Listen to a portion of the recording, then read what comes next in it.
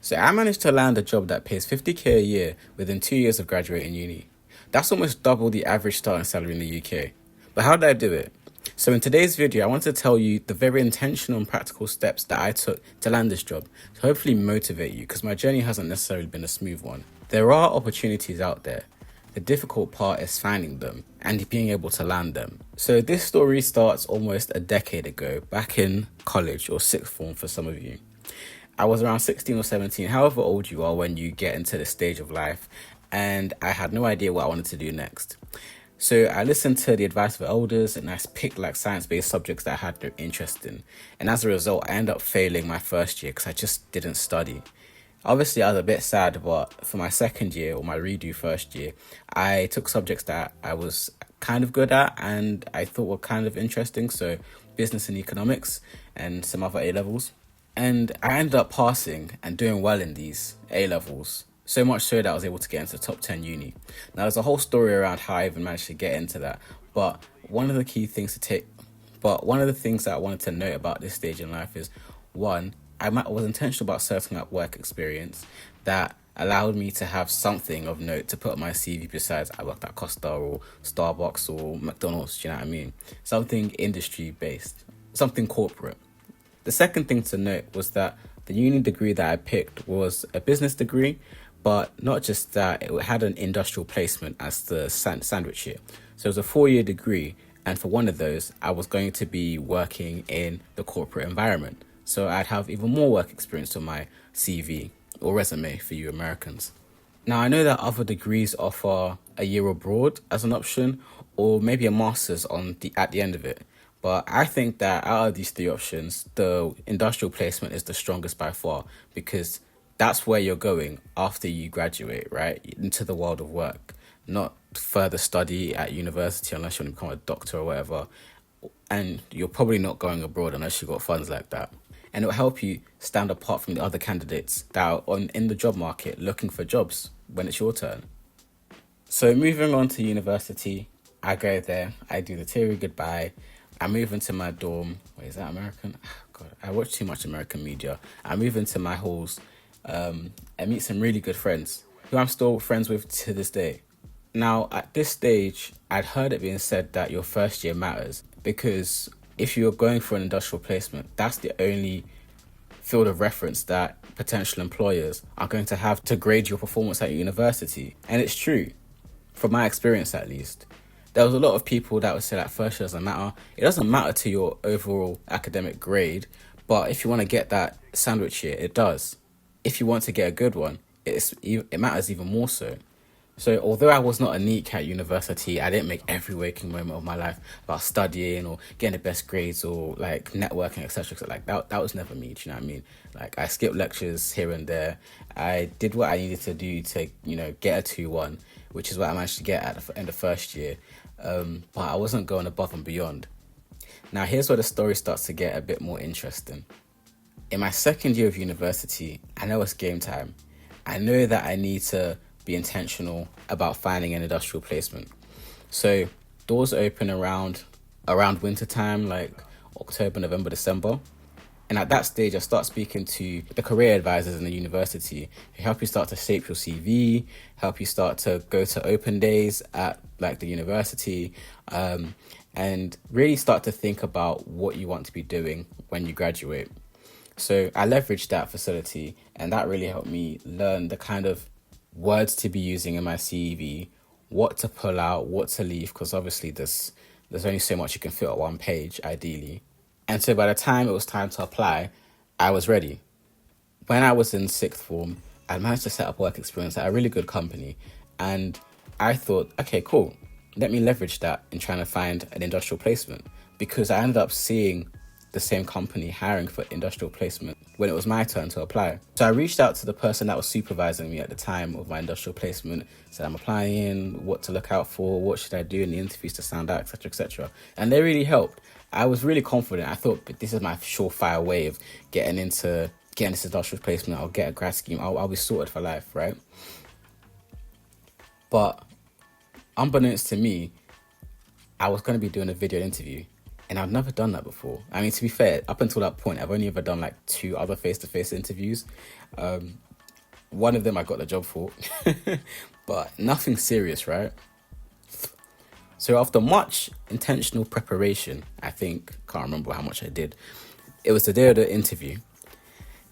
I logged in to the online portal. I completed first and foremost the online test that you have to do, competency-based online questions. So I did that part.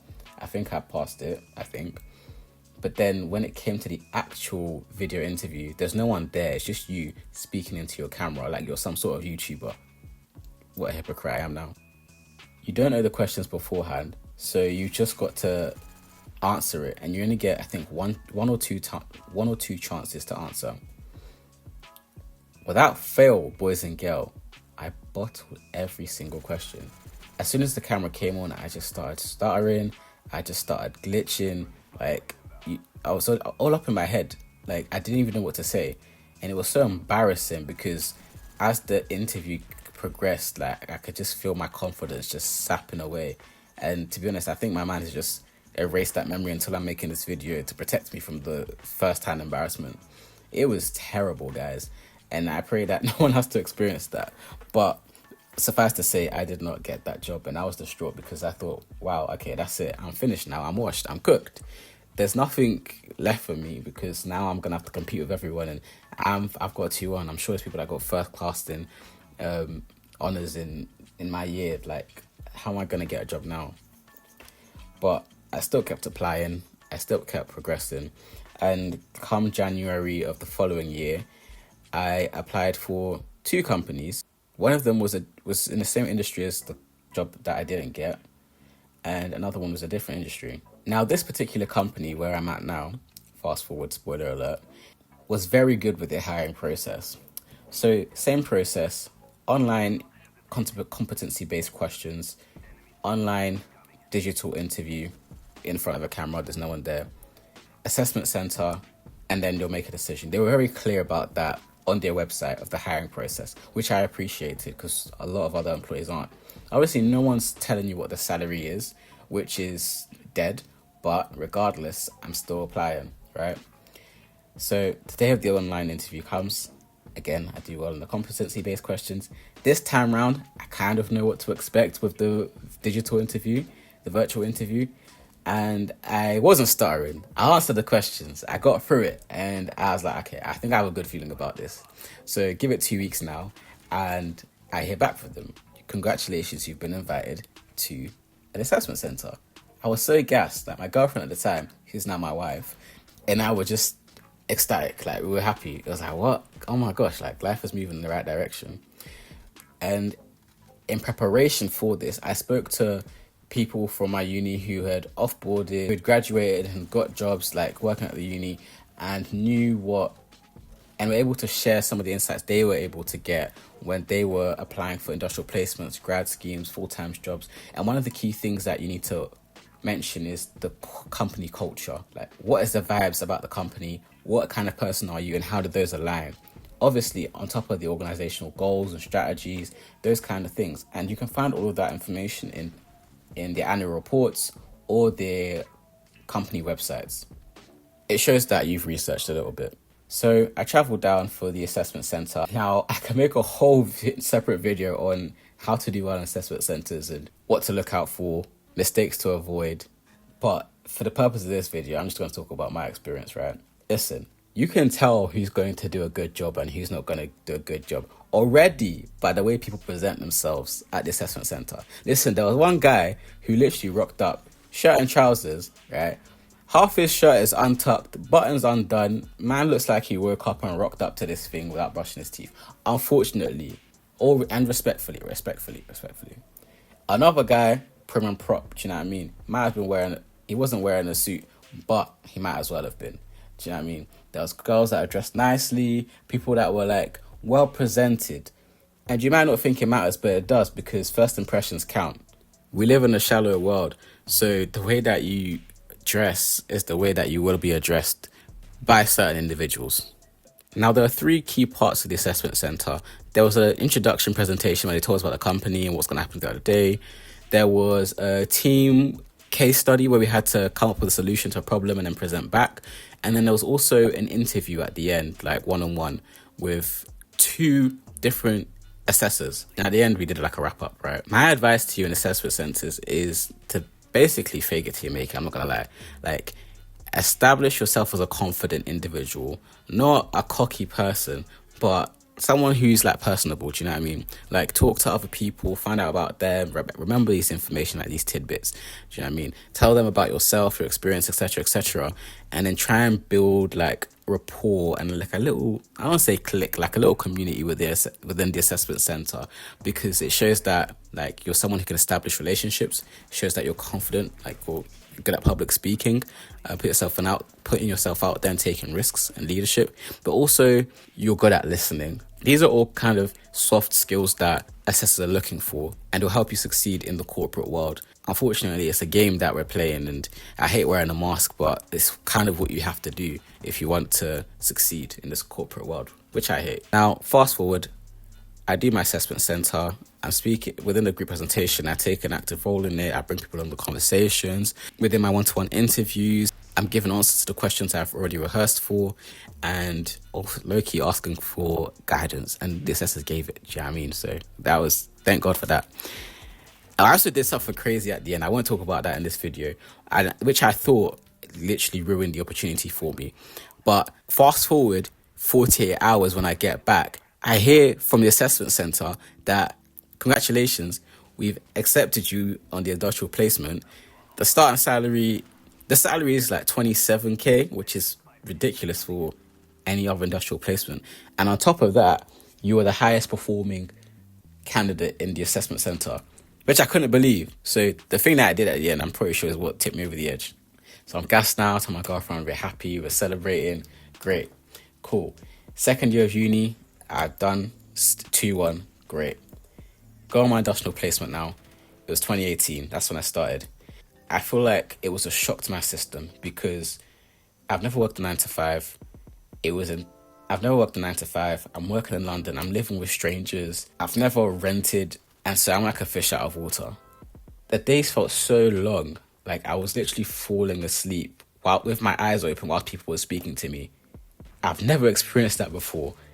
And I couldn't believe that this was what people were doing on a daily basis for years, like decades. And at that point I decided like this can't be for me, but I still need to be able to land this, because I found that I still need to do a good job, because I found out that off of the back of this, it could turn into a graduate role. And I knew that if I could get the graduate scheme, then I could probably get a full-time job at this company.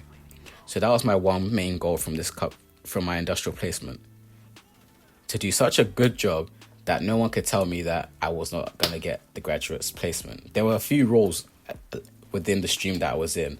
However, I set goals that I could achieve by the end of the year, so that by my end of year presentation, there was a clear step change from where I started to where I was. I took on extra projects to show that I was hardworking, I could push myself outside my comfort zone. And I built a personal brand within the department, so much so that everyone basically knew who I was for one reason or another. All positive, by the way. End of year presentation rocks up now. I smash it. I get told I'm coming back. I'm gassed. I find out that starting salary, 33k. Ridiculous. These numbers I've never seen in my life. All I've ever worked at is part-time jobs in the past. And at the most, I'm getting paid £7.50 an hour. That wasn't how it started off. I used to do a paper round, guys. And you know how tough those are. Now remember, this is 2019, 2020. COVID has just rocked the world. And I'll come back to university. My motivation to study is non-existent. As in, like, I used to get paid for the work that I'm doing. But now I've come back to this environment where I don't have to go to lectures because everything's online. Places are shutting at, 2 p.m? And I never even cared about the things that I'm studying to begin with. So I'm not turning up to lectures, I'm not studying. And after first semester, I do my exams, I think it's January or December. No, I think it's January time. And I flop.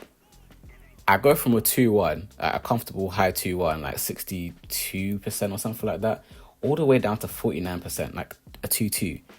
I was shook. I'm not gonna lie. I was like, oh my gosh, like I have fumbled the bag. I was basically guaranteed to come back as a graduate to this company, but now I've got 2-2 and I don't even know if they're gonna accept me.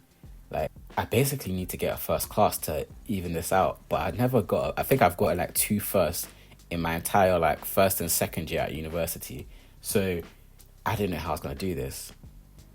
My girlfriend, God bless her, she supported me through that year. Like and likewise, and high key together. Like I studied and sat the exams together because it was all digital at the time. And literally, this has to be God, like nothing else. I was able to turn that 2-2 into a 2-1. It was on the like by the skin of its teeth because I got like 59 point something, and thank God they rounded it up to a 2-1. So I managed to graduate with a 2-1 after university, and as a result, I went back as a graduate at the company now. So I'm there. 33,000 starting salary. Or was it 30,000? I think it's 30,000. I lied. 30,000 starting salary. But I'm told by the HR team that this will increase by 3k by every year you're there. So over 2 years, I go from 30k to 36k. And I'm so gassed. But again, my mission is not to be a graduate. It's to get a full-time job. HR is not your friend. They will not tell you what salaries are available in the company for specific roles. You have to find this out by doing legwork, and that's what I did. I'm speaking to ex-grads, what are they offboarding on? I'm speaking to PAs. PAs, they're your friends. Like, listen, PAs know everything. So make friends with PAs. I'm speaking to other colleagues to understand what their journey was within the company. And so I'm hearing, I've boarded onto 50k, boy. I'm like, 50k? What? How do you, like, what? Like, that's money I've never heard of. So in my head, I'm like, okay, cool, 50k. But then I speak to another grad and they're saying 40. I'm like, okay, that's less. Down here, another grad says 42. I'm like, so what is the answer? And we keep, as a cohort, we keep speaking to HR. We keep asking, like, what's the start salary? And they keep pushing it back. They're like, oh, we'll tell you. We're trying to work things out. COVID, blah, blah, blah, blah, blah. They keep pushing it back month for month for month. Eventually, just to come and tell us it's 40k starting, nothing else. Like, you can't get more than that. So I'm like, okay, like, that's crazy. Bearing in mind, I skipped a few details. I got married. I also had my firstborn child as a graduate, by the way. And so the pressure is mounting because if you don't get a permanent position at the end of this graduate program, you will be removed from the company. You have to leave. And I can't support a family with no money. So the pressure is on, boy. Over the next 3 months, I interview, I network, I put in that legwork like crazy. I had probably up to almost 20 interviews in 3 months. First, second, and third stage, all while also reaching out to hiring managers, speaking to recruiters, speaking to the wider team, trying to understand the roles for each of the positions I'm applying for, and also doing my current graduate position, looking after a family. Bro, I don't know how I made it through. It's literally like, God, like never would have made it. Like the song said, never would have made it. Oh my gosh. Yeah, there's more where that came from. So my big tip for offboarding is networking. It's literally who you know as much as it is what you know. So during those 3 months, the interviews go as follows. So first stage is competency-based questions like tell me about a time you've done this. I made a video in the past about like dumb interview questions because I got asked a couple of those, but eventually you get asked the same questions and then you've prepped the answers. But the first few interviews are just just swallow me now. Like I hate the cringe is unbearable because you just fumble the bag each time. But and then the second stage of the interviews is a case study where they give you a scenario and you have to put together a couple of slides as to how you'd address that scenario. Now imagine doing that again and again and again and again. The motivation and getting rejected each time, it sucks the life out of you, I'm not gonna lie. And on top of that, I had a similar experience to when I was applying for industrial placement. Off the back of the work experience, I didn't get it. Like a role came up within the same team that I was working in as an industrial placement. And I thought, great, like I've got connections in here. They've seen what I'm capable of. I can do this. So I leveraged that connection, those connections. I'm speaking to everyone in the department. What's needed from me? How can I excel in this role? What do you need to deliver? And so I go for the first stage, I pass it. Second stage, presentation, case study, I pass it. Third stage, now speaking to like the boss's boss, I pass it. Just to not hear anything back for over a month, almost 2 months. And I'm like, is this normal? Because that's the first interview that I've had. Like, what's going on? I reach out to the recruiter again after multiple attempts just to get told that the job has been taken off the board and they're no longer recruiting for it. The hiring manager didn't even have the courtesy to let me know. I was just sitting around for over almost 2 months getting aired. And it was at this moment that I realized that you're on your own, boy. Like, they don't care about you. Just because your colleagues smile in your face doesn't mean that they're there on your case for you. That was almost bars. I'll try again in the future. But you need to make your own way up in this world. You're not going to get a good salary, good opportunities, if you don't make those opportunities happen. And that's just what I did. Like I said, almost 20 interviews later, I had the opportunity to interview for a role. Now, it was what I wanted to do at the time. It was product based, it was customer driven, and I would be able to build something that actually hit the P&L of the company, so I could say, oh look, I've driven these results.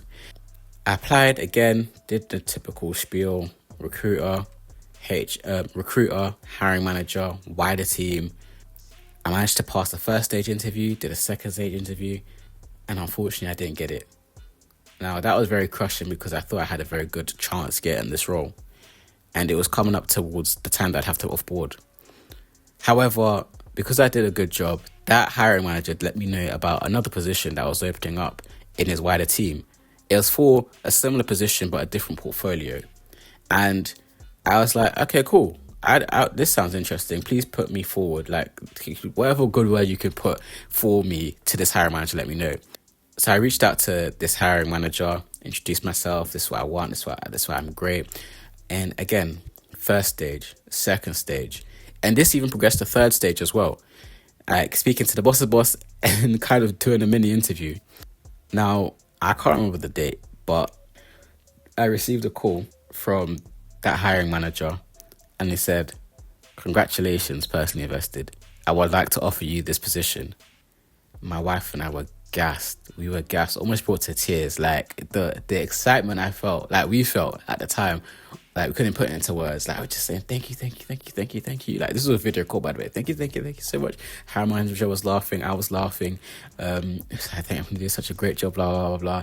And then a couple of days later, I received a Teams message from recruiter, and they said, "Congratulations again. I'm happy to let you know that the starting salary for this offboarding role is 44k. 44k. After I was being told that you could only get 40. That's what I'm telling you. HR lies. They're only there to protect the interests of the company. Like, they're not your friend, bro. Like, you have to make your way up in this world by creating your own opportunities almost and respecting yourself. I thought I just struck gold. I haven't heard numbers like this before. On top of that, the job is flexible. Like, I can work from home for the majority of the time. I get to learn about stuff that I'm actually interested in.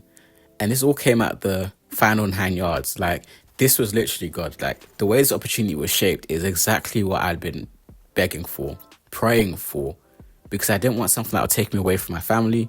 I didn't want something that would stress me out ridiculously and end up getting caught in the corporate trap of trying to climb the corporate ladder just to pay my bills. Now, you're probably thinking, this video says you got to 50k, but you're on 44k. How's that possible? Well, pay rises, boy. Yes. Each year, depending on your performance, you can get pay rise. Now, that can be anything from nothing and no bonus. You can get the average bonus and average pay rise. Or you can get top talent, top performer pay rise and bonus. Now, I averaged the middle of the pack between these 2 years for various reasons. But because of that, I've been able to see my salary grow from 44k to 50k over those 2 years. And that was from offboarding the graduate program in 2023. Now, I don't tell my story to brag. In fact, if anything, you should be sympathetic. I'm joking. My story has not been an easy one. And like many others, it's been one of ups and downs. highs and lows, good and bad, upsets and disappointment. But through it all, I've been resilient and I had a plan. Things didn't always go according to that plan, but it guided me and was my structure when things got uncertain. I know a 50k a year salary isn't realistic for the majority of people. Again, like the starting salary in the UK is like 30 grand. And to get to where I've gotten to in such a short amount of time is by the grace of God, honestly. Like, I don't want to sit here and be like, oh, I was the one who got to this position. Literally, a lot of it you can see is that the opportunity was created at the right time and I was in the right position for that opportunity. Another side of things is that job interviews are a numbers game, honestly. Like, don't take it personally when you're not landing these job interviews or getting the job at the end of things, because I had to go through almost 20 different interviews, put in such a graft with a newborn, freshly being married, bills, all these things to be able to get to where I am now today. So I want to encourage you. If you're currently at uni, trying to find an industrial placement, you're in a graduate program and trying to offboard, or you're even further along in your career and trying to figure out what's the next right step, like, I get it. I've been in those positions and I'm actually in that position now trying to figure out what the next step is for me, because I understand that where I am is a very privileged and fortunate position. But I want more for myself and my family in this life. Like, I want to be financially free so that we can do anything we want with our time and chase our dreams and our passions. And that's what this channel is. It's a passion project that I've had since I was a child, since I was a teenager and YouTube first came on the scene. But I always put it off because I said I needed to be stable. I had to lay a financial foundation before I could start taking these risks. And that's led me to putting off creating this channel to the point that I'm now 27, almost in my 30s. Life is too long and also too short to be spent making someone else rich, working in a job that you hate just to pay the bills. This channel, Personally Invested, was created to help others build a lifestyle that they love living today whilst investing for their tomorrow. I believe both things are possible. And one day I believe that this channel will grow to the point that it can replace my full-time income and I'll be able to work from wherever I want in the world and make an incredible living that can take care of my family, can be generous to others, and change my family tree forever. I mainly want to talk personal finance, investing, but also relationships and general life observations, because life is more than just money. Money is just a tool that brings more opportunities and freedom. Time freedom, location freedom. And so I want more of it so I can have those things. And I want the same for you. So if you found this video helpful, valuable, or motivational, please caress those like and subscribe buttons and drop a comment down below if you found anything I said useful or helpful, have an opinion on anything. Let me know if you've got an interview coming up, if you're at uni and trying to land a graduate job, or looking to find an industrial placement. I want to build a community of like-minded individuals that want more than just their 9 to 5 in this life, that want to chase their dreams, their passions, and make that their full-time income, diversify and grow. So money isn't a struggle, but rather a blessing. And together we can live more fulfilled lives and help others do the same. Why? Because I'm personally invested. The question is, are you?